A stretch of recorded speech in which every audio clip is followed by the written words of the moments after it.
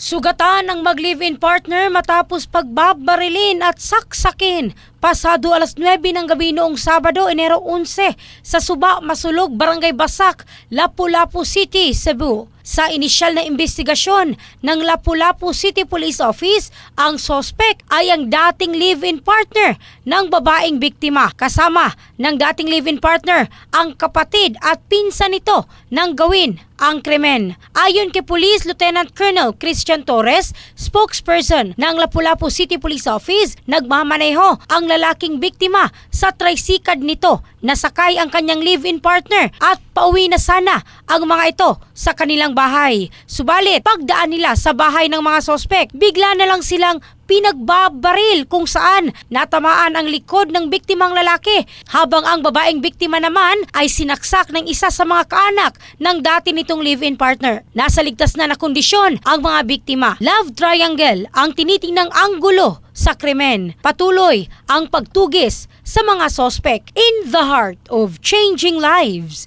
ito si Michelle Craste ng Brigada News Philippines, the Music News Authority.